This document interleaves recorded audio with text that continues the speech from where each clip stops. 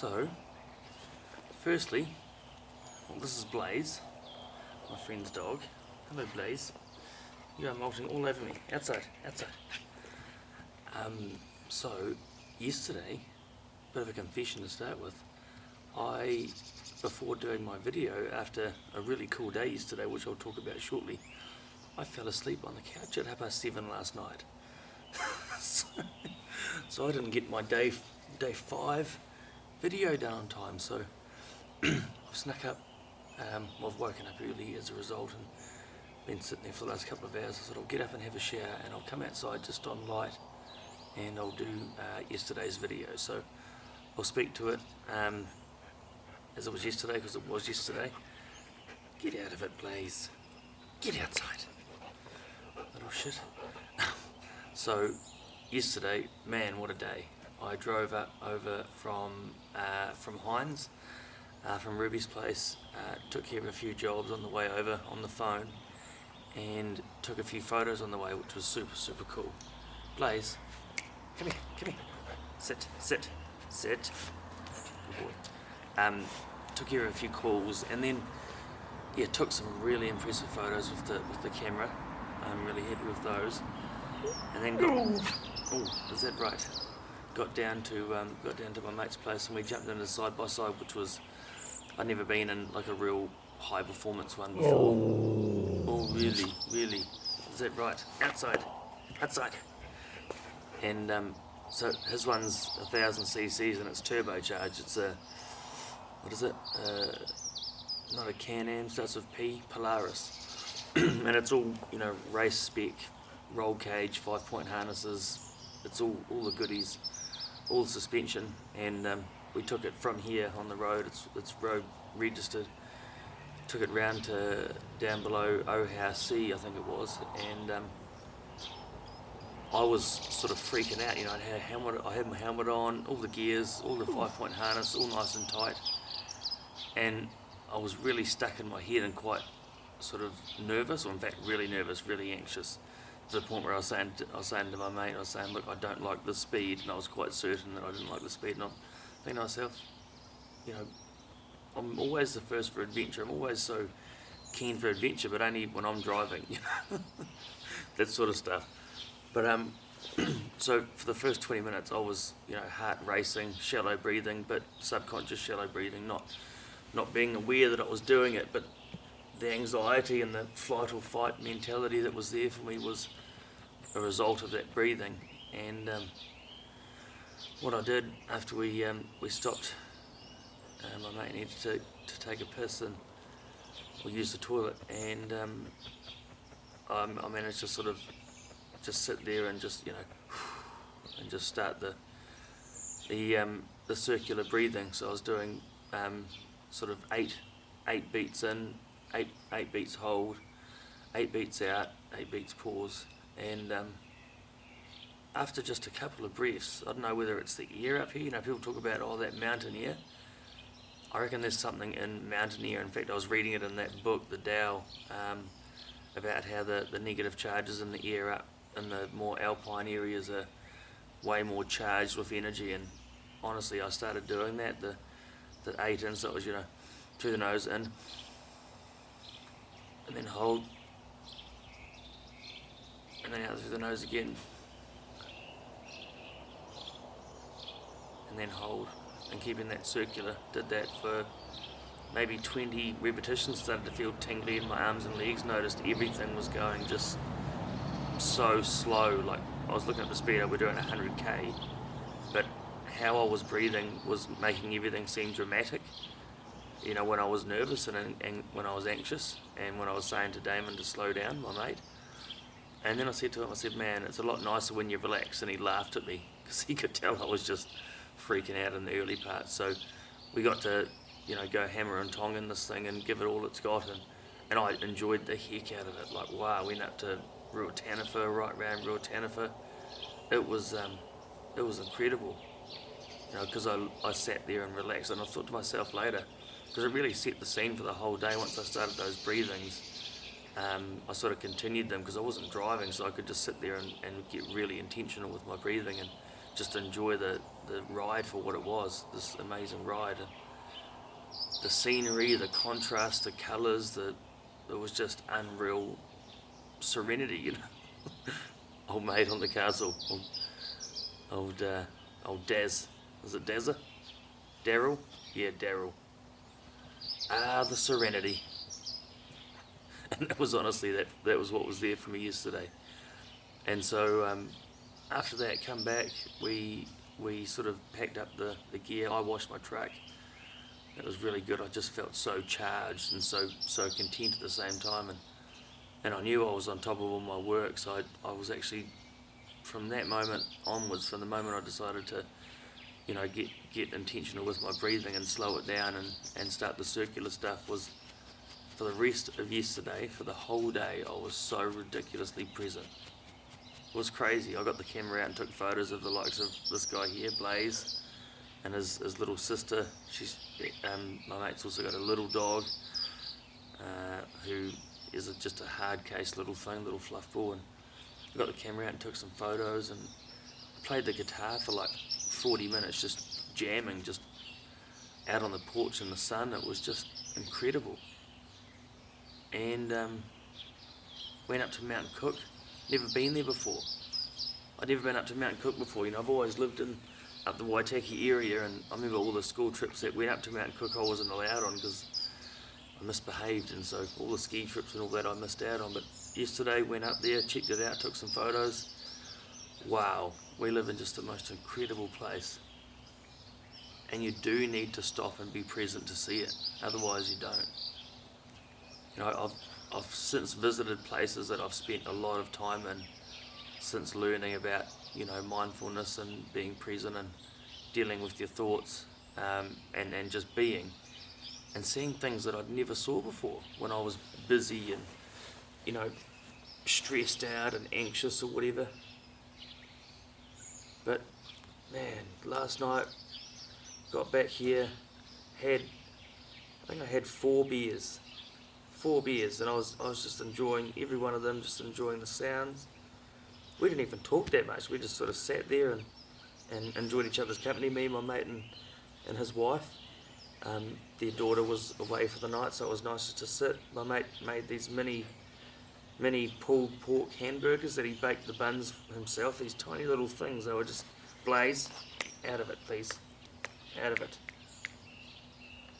And just had the coolest time, like, oh my goodness. And then sat down and fell asleep and didn't get my video done, so dealing with that now. So I do apologise. I'll get on to uploading that when I get into some Wi-Fi. I'll see if I can get onto some here, because these videos, I think the last one I did was like 6 gigabytes, so incredibly high quality, so they're really big files and they take quite a bit to upload. So I'll get that on there today hopefully, and then tomorrow's one, being in Glenorchy with no reception, may not be till the next day, but we'll see how we go.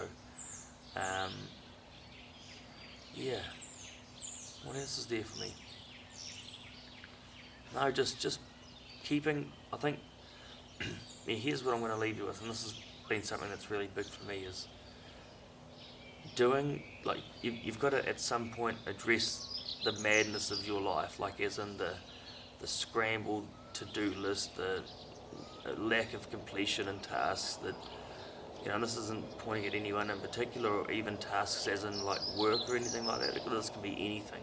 This can be something to do with yourself that you need to do. This can be something to do with a project on the house, or something at work, or a conversation with a friend. Just something you've been putting off, or just doing little bits and pieces of. All that stuff you're carrying around with you incomplete will be weighing you down massively. Like, you won't have any idea. And when I discovered that, and how much crap I was carrying around with me from the past, just incomplete. You know, even like one was a conversation that I had, you know, with my mother when I was 5. Another one was one that I had with my mate when I was 15, about what some people at school said to me that I carried around with me for another 14 years incomplete. And when I say incomplete, it was just that I hadn't acknowledged that it was still affecting me, and I hadn't dealt with it and got complete with it. So it was affecting me. It was something I was living, I was carrying out into the future, like it was there. and no, it was something that happened years ago. So just getting complete with everything. The to-do list is a really big one. So getting on top of your to-dos, ticking jobs off every day. Like I said the other day, comparing yourself to who you were yesterday. As long as you're a slightly better person, then it doesn't take long to get somewhere really incredible and somewhere really unpredictable. So with the to-do lists and with the stuff you carry around and complete, get that stuff done. Make time. If not to get complete now, put some time in your schedule to get that complete. That's what I've found really powerful, because even doing that, has it not be, at effect. When you can put into place action to deal with these incomplete tasks or incomplete conversations or communications that you need to have, and then start ticking them off, one by one. Each day you're getting a bit closer to being present and more present. And it's that whole integrity thing too, just doing the things you say you're going to do because you are a person that people can rely on. And that starts to open up doors and create opportunities that weren't possible before that. And it lets you be really present. So dealing with things as they come up, you want to get to a point where that's the case, where something comes in, you either get it done there and there, or you put some time aside in the very near future to get it done. So you're always just continuously ticking jobs off the list, and every now and then you get to a point, because nothing's ever fully done really, but you'll get to a point where you've got the things that you need to do done, possibly some things that aren't so important, that are less of a priority, are put aside in a schedule to be done. That's just as good as being done as far as you're being present. Next minute, you'll get to a point like I did yesterday, where I was able to, after the trip here, leave my laptop in my bag all day, not get it out once, and just be absolutely in the moment, present, enjoying a day that I'd said to myself that I would have off for a long time. I've been saying I'd have this day off for a couple of weeks now, and wasn't sure what I was going to do with it. And then I spoke to my mate Chunky about coming up here to Twizel to see him and his wife, and was just able to do that with just so much peace. It was not the sort of thing I'm used to. And also there was this, I'll be honest, there was still a level of almost like guilt, especially when I've got associates and people I work with that I know that are still busy on a Saturday, and this isn't every day for me, every Saturday for me that I stop. Every second weekend I've got my kids, but every other every second weekend I've got an opportunity to take a day off, and I'm thinking maybe I ought to start taking the odd day off, because this morning I just feel so refreshed, recharged after just one day of just felt like I was going somewhere with that, but perhaps I wasn't. But yeah, getting to that point where you can just keep on top of things as they roll in, it's just incredibly efficient. That's all it is. Oh, and that's what I was saying. So allowing myself to have the day off, that was a big deal. I was perhaps that was something that was causing my shallow breathing before I started to calm down on the side-by-side on that Polaris, was just feeling guilty for not allowing myself just to stop. In fact, no, I was, because that was there for me when I put up on my story just a little snapshot while I felt game enough to take my hand off the handlebar, to take one little snapshot of what I was doing. And once I pressed send on that, I thought to myself, oh God, now people are going to think, it's ridiculous that in a dialogue we have, I've learnt to, for the most part, listen to it for all that is, which is just jargon, it's just chatter. But what was there and what I listened to briefly was like, people are going to say, fuck, what's Jono doing? Having a day off, playing. It's not working. And that's the old paradigm, the old New Zealand stereotypical farmer type discussion where you have a day off and it's a bad thing. If it's more than once or twice a year, it's ridiculous.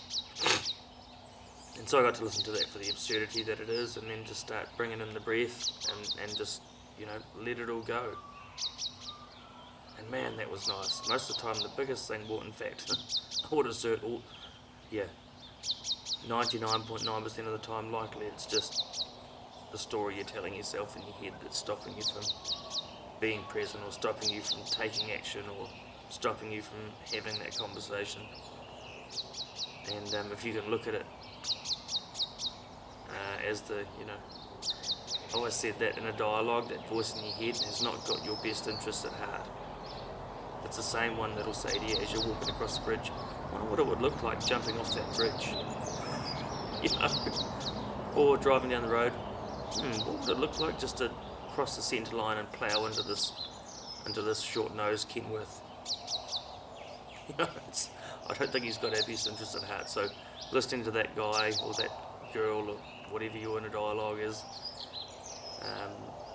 as the truth is not an effective way of being. So yeah, I've always said that guy's not got my best interest at heart. Sometimes he shares some really interesting stuff that are worth sharing and worth listening to, but most of the time it's just chatter. And the more you can silence that and just be present, man, that's the key. That was something I didn't know even existed through my life of being a father, and well, I'm still a father of course, but full-time father and husband. Was I just didn't know what it was to be present. I didn't even know the word. I was always planning ahead, what's next, what's there to do. I spent so much time just wrapped up in my head. It's no wonder I used to smoke cannabis at the rate I did, because it was the only time that I would actually, stop. And even then, sometimes it wouldn't fully stop. Sometimes it would make it worse. I only ever did it before I slept at night, because it was the time that I could shut my brain off and let myself go to sleep, because that was where I used to have trouble. But now, yeah, definitely don't have any trouble sleeping.